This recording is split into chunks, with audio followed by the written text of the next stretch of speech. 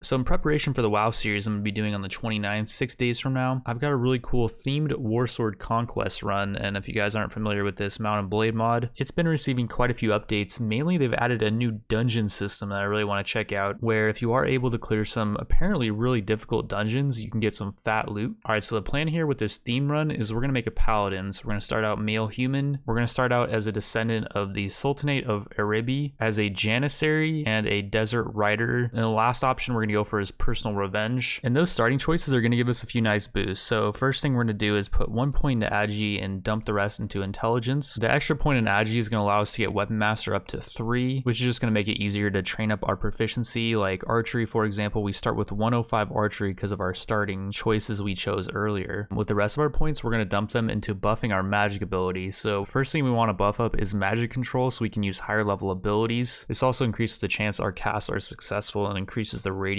of them. With the rest of our points, we're going to dump them into mana control. And as far as where we're going to start, we're going to choose the capital of the Wood Elves. Reason being is the Wood Elves should have some arrows. And yeah, they do. They're just fairly expensive here. Immediately after walking out of King's Glade, I can already see there's a forest goblin army here. So yeah, we're going to want to be really careful. And there's some deserters. It's actually really hard to see what's going on right now. We're getting pursued by 12 Wood Elf archer deserters, which we do not want to fight. And we do not want to fight this forest goblin army that has 48 units. So yeah, I don't really like this wood elf area just because it's so hard to see through these trees. But yeah, we made it over to the other wood elf town where they are selling bent arrows for only 100. That's more of what I was looking for. They do lower damage by 2, but that will give us 30 more arrows. We're also going to dump off this grain, this tunic, and I would really like to be able to afford another set of arrows if at all possible. Oh, and by the way, I didn't actually go over our bow that we start with. Again, because of our starting choices, we started with a bow. It's not the best, but we also started with this Arabian horse, which is actually really quick. And we got this Arabian leather armor, not a bad armor piece. And all right, we made it out of the wood elf starting area. We're now going to look for some really low tier units who don't have any range that we can pick on. Like this group of 14 chaos zealots would be a perfect target. I just hope we are going to have enough arrows. Like we do have 60, which should do it. We're just not going to be, yeah, it's going to take more than 2 body shots to kill these guys. So we're going to have to start headshotting. Because yeah, I didn't put any points into power draw. And the reason why I did that, oh nice, we got a headshot there. The reason why I didn't put any points into power draw though was because I don't want to be using a bow for that long. It's going to be just a tool to help us in the early game. And yeah, the idea here is since these guys are all melee, we can let these guys get really close. Once we get some distance, we can stop moving, get the reticle really tiny, and we should be able to line up a headshot. There we go, headshot. Can we go 2 for 2? Oh yeah, 2 headshots in a row. That's what's up. 3? Oh yeah, 3 in a row. Okay, let's keep going. That was not a headshot, but that was a kill nonetheless. And yeah, I got 38 arrows left. I'm just gonna start dumping them into this group of units. Another thing we could actually do to get a bunch of bow skill. Oh wait, that guy's running. We don't want to let him run. Actually, was he running? I don't know. If their morale gets too low, some of them will start running. But yeah, since we have a bunch of extra arrows, this is kind of unnecessary. Little thing you can do to increase your skill is you can get really far back. And like we just got a skill in archery and a level up too. The level up had nothing to do with the fact that we were really far away, but yeah, headshot from that far actually, wow.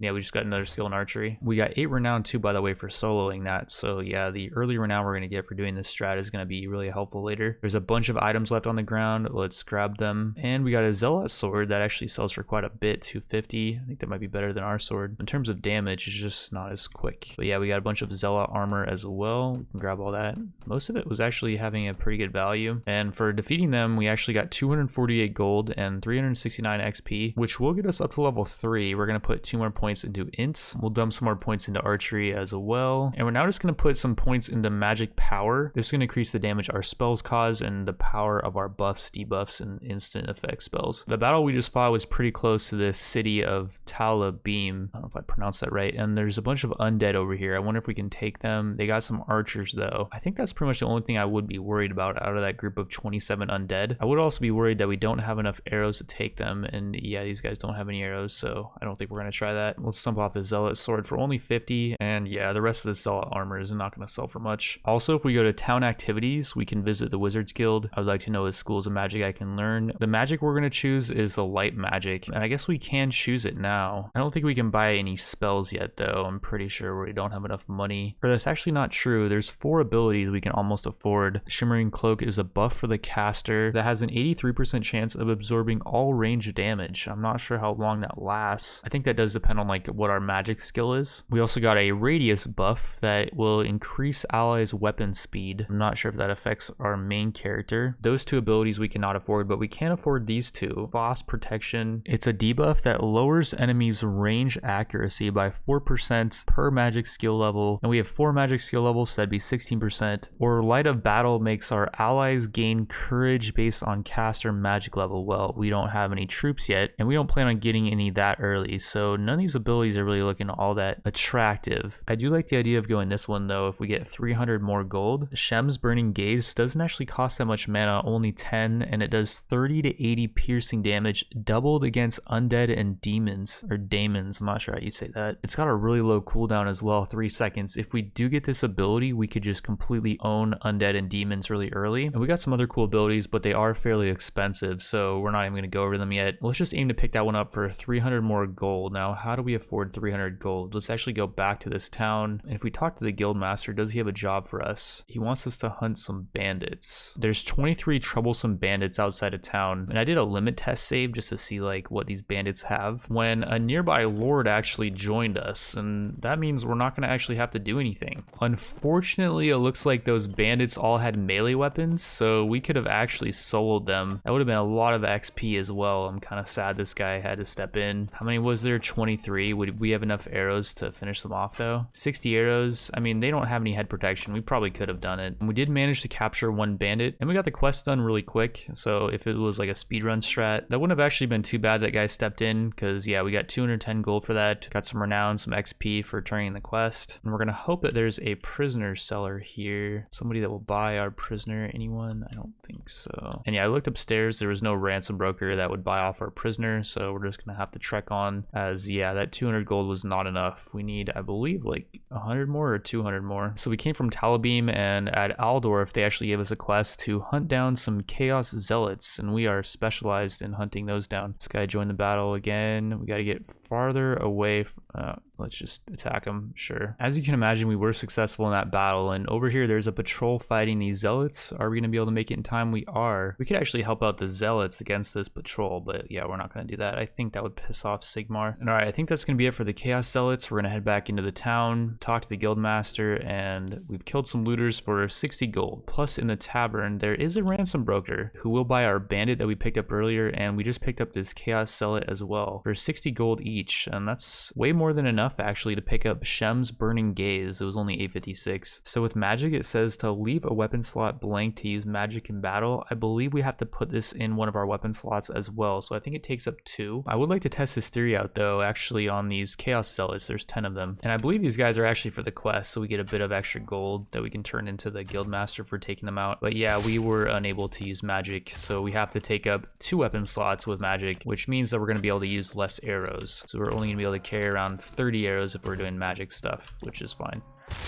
Like I said, we don't really plan on using bow for that long anyway, so we're going to be switching to a melee weapon later. But yeah, 5 renown for that. We got a bunch of items as well that are not going to sell for as much as they say they are. But we also did get 288 gold for taking out that party. Plus the guild master is going to give us 60 more dinars, I guess. And I guess we don't really need these bent arrows anymore. I'll keep them around just in case though. And alright, we ran into, I believe it was 10 more zealots, and this time I unequipped one of our quivers, so we can now use magic. And that did 32 damage actually, not bad. Considering these guys are not considered undead, I believe.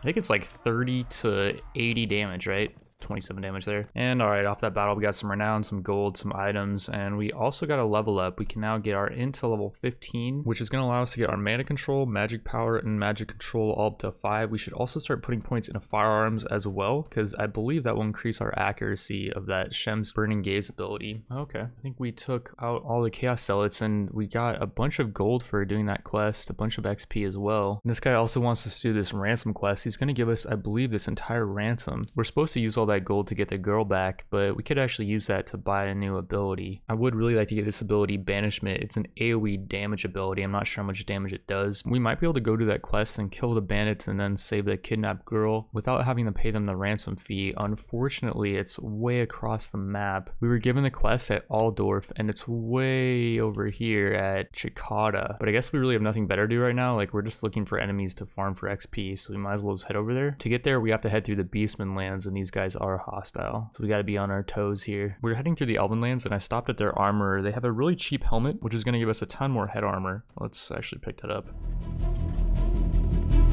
Oh no. And okay, this is bad. We got ambushed by some bowmen apparently. We only get 4 renown for this too, which is a bit odd considering these guys are bowmen. Oh no. The difficulty of this just skyrocketed. I think the plan here is we're just going to drain them of arrows. If we keep circling them, they won't hit us as long as we keep going this speed, I believe. Oh, I got hit for 2 damage only. What's my difficulty at, by the way? Damage to player normal. Okay, well, I guess our armor absorbed most of the damage. I think arrow damage is actually kind of complex as well. Like, if you're moving away from them as you're getting hit, I don't think it does much damage. Not nearly as much as, like, say you're charging right towards them. I think that would do way more. Oh, yeah, that's the problem right there. We're going uphill, and then it slows our speed down, and they can hit you when you're moving slower. But as long as we're moving, like, on this flat terrain right here, they can't hit us. Oh, 6 damage? Why are they doing so little damage? I guess these archers really suck, because, yeah, we were only getting 4 renown for this. A few moments later. But, yeah, we finally drained them out of arrows. I think they had, like, 30 each, and now we're just gonna finish them off. They might actually have some really good armor, because, yeah, I'm noticing it's absorbing a pretty good amount of damage. And alright, we finished them off. We did get a helmet that's almost as good as the one we're using, so it's kind of unfortunate that we just bought that helmet. This bow is really bad. 5 less damage than the one we're using, so yeah, we're going to sell that off. And we made it over to Chikata. I was worried because it was looted. I thought we'd have to go in there, but alas, we do not. There's 34 bandits awaiting ransom here. We can give them the money, or we can say, no way, you release the girl first. Let's do that. You fool, stop playing games and give us the money. I have no intention to pay you anything. I demand that you release the girl now. You won't be demanding anything when you're dead. Oh, nice. So we actually get to keep the money. Assuming we do win this, and they don't actually just take it from us. This nighttime, by the way, is actually beautiful. Like, look at this. Oh, there's 2 moons up there. But yeah, it's... Oh, 94 damage headshot. But yeah, like, this is actually such a nice nighttime. I don't know if this was added. I've never seen this before in Warband. 34 bandits, though. We have unlimited ammo with our magic ability. It did bug out in the last battle, though. I was kind of worried. We did have some extra arrows, thankfully, but I'm not sure what caused it to just bug out, and, like, we wouldn't get our ability to recharge, and it just kept doing 0 damage. 2 for 2? You go for 3? Oh yeah. How about 4?